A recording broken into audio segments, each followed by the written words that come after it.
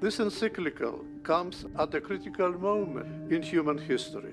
The ecological crisis is essentially a spiritual problem.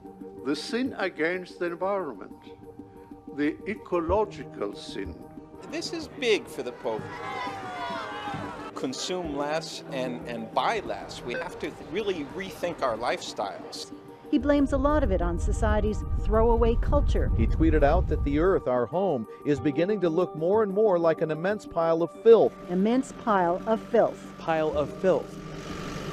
The encyclical Praise Be is the most important papal document ever on the environment, backing the science on climate change, blaming free markets, holding rich nations responsible.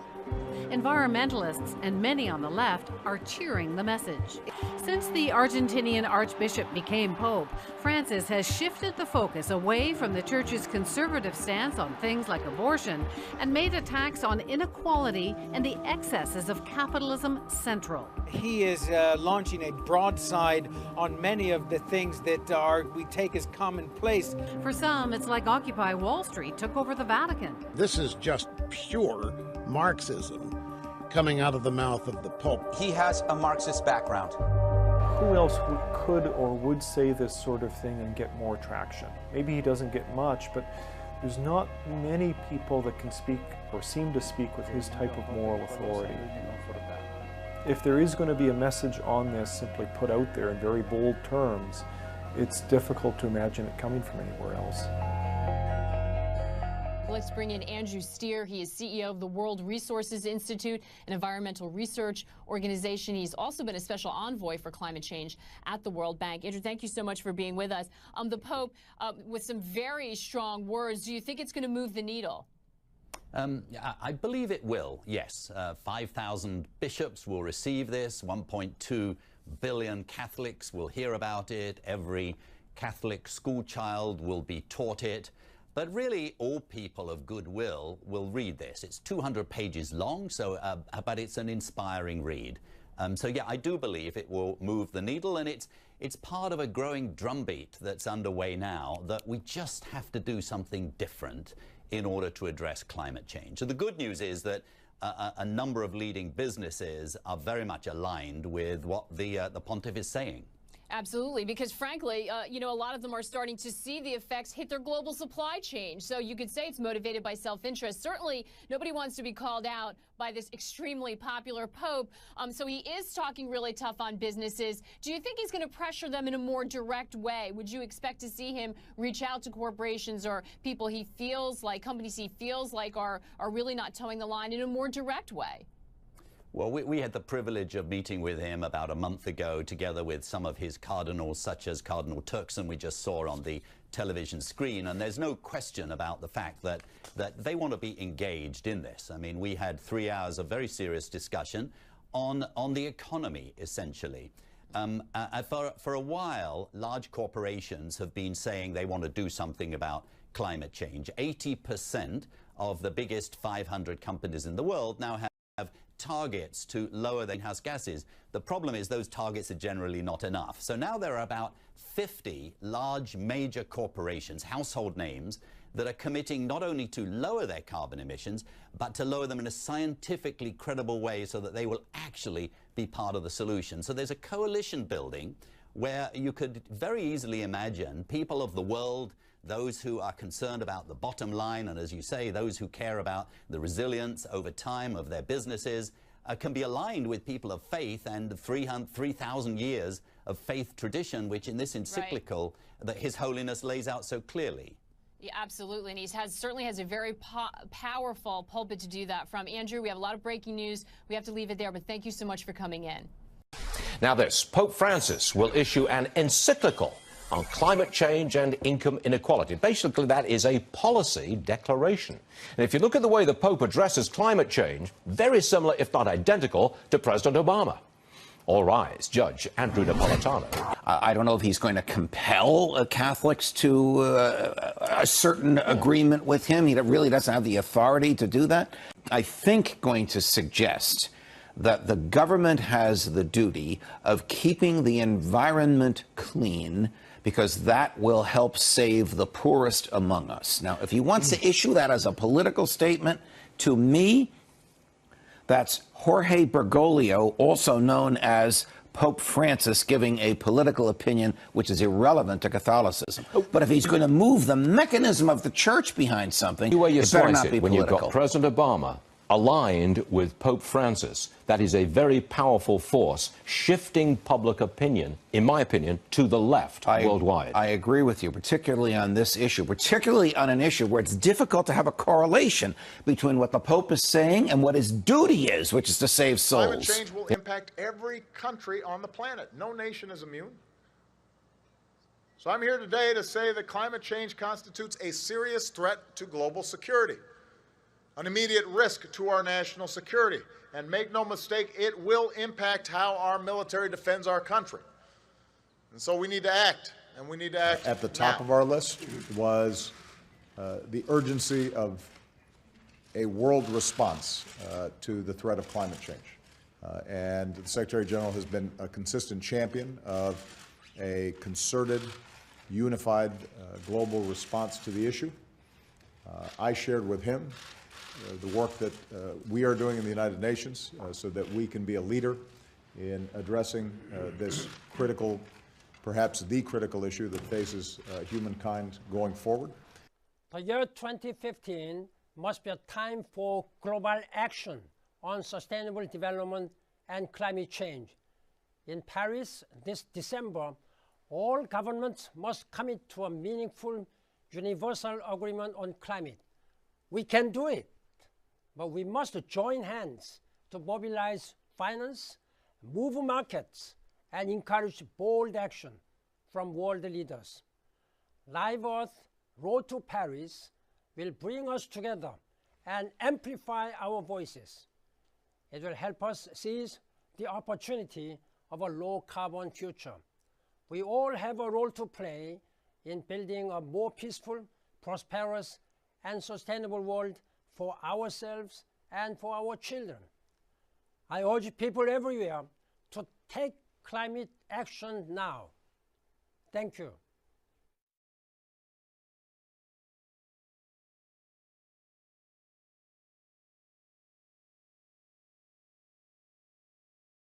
This is the year of climate. The Paris negotiation is crucial.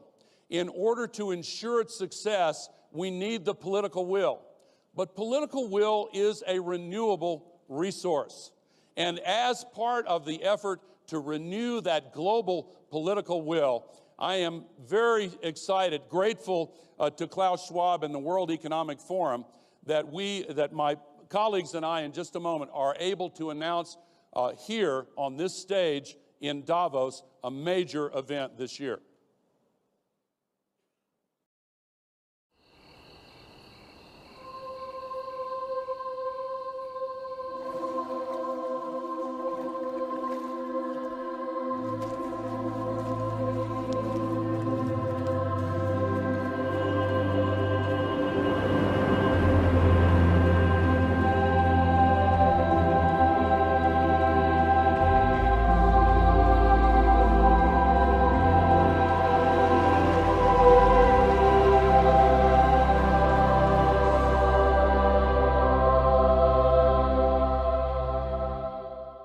I want to invite the legendary artist, beloved creative artist, Pharrell Williams, who is the creative director of Live Earth, to join me on stage with Kevin Wall, the co-founder of Live Earth and the one who makes it all happen. Please come on up. We are going to have one event all over the world on all 7 continents. We said 6, but we've since organized a band in Antarctica. There will be an audience of 2 billion, the largest television, digital, radio network ever created, all as one. And the creative director is a man I'm proud to call a friend who I admire greatly, Pharrell Williams. Tell us about it. First of all, thank you for having us all here. In 2007, I was lucky enough to be named the creative director of the Live Earth event, in which case that we convened in Rio, in Ipanema, on the beach of Ipanema, and it was Lenny Kravitz and myself, and it was over 1 million people on the beach, and we had a ball. And it was a fairly new subject for me, but it was a very interesting challenge, and I noticed that here and there people would, you would have pundits and you would have comedians who didn't understand global warming, and so we were often ridiculed. But after seeing such an incredible presentation and watching the news, I think you guys know how serious the global warming thing is. And so for us, we're taking it very seriously, and we wanted to do something very different this time. Instead of just having people perform, we literally, and I can't go all the way into it now because some interesting surprises coming out soon, but we literally are going to have humanity harmonize all at once. And I am very, very, very happy and proud to be a part of this, this moment for our species. We're a very precious species, and if we've learned anything from what David's shown us earlier, is that it takes the perfect conditions. And I think that we have to continue to give to that idea of it being a perfect condition in this world. So thank you guys very much. Well, thank you, Pharrell. And the purpose is to have 1 billion voices with one message to demand climate action now.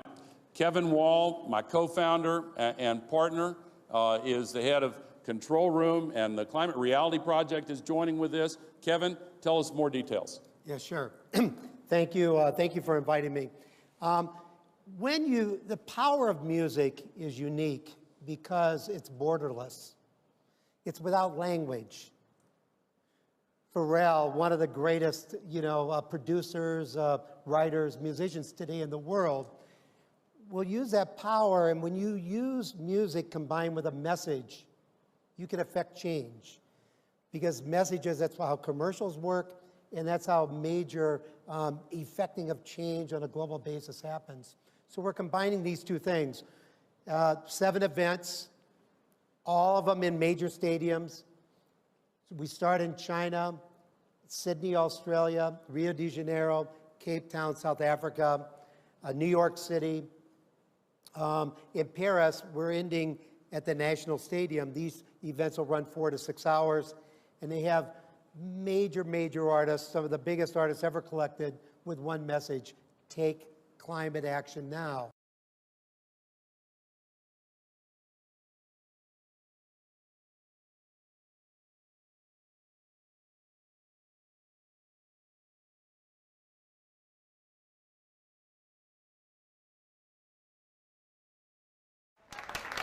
Pope Francis participated in a global meeting of mayors about climate change and human trafficking.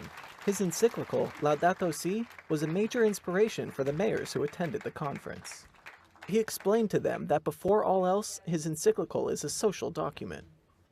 Una de las cosas que más se nota cuando el ambiente, la creación no es cuidada, es el crecimiento desmesurado de las ciudades.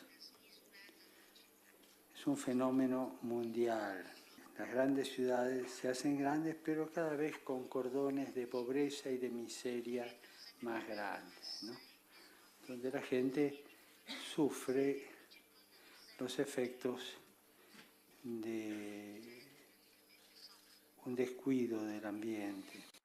Deforestation, the Pope said, is an example of excessive technification. He added that it takes the dignity of work away from people and forces them into poverty. This sort of desperation drives them into human trafficking as a way to improve their future. Hopefully, the international community will address the issue, the Pope said. Yo diría que sobre esto hay que interesar a las Naciones Unidas. Tengo mucha esperanza en la Cumbre de París de noviembre, que se logre algún acuerdo fundamental y básico. Before leaving, the Pope signed a joint declaration with more than 60 mayors. They vowed to take more steps to fight human trafficking and to make their cities more sustainable.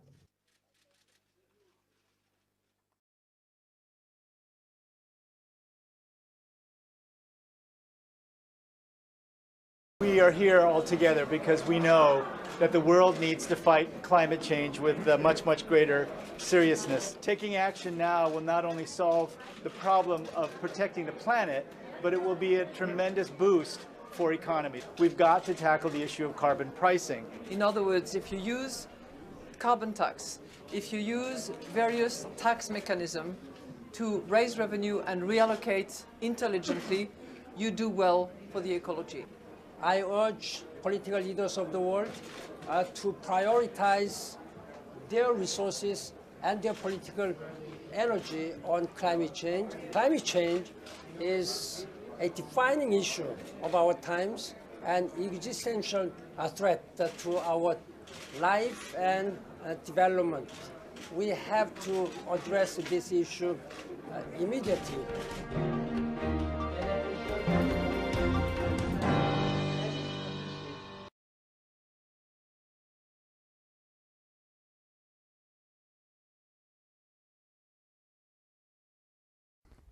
On September 24th, His Holiness, Pope Francis, will visit us here at the United States Capitol. That day, His Holiness will be the first Pope in our history to address a joint session of Congress. We're humbled that the Holy Father has accepted our invitation and certainly look forward to receiving his message on behalf of the American people.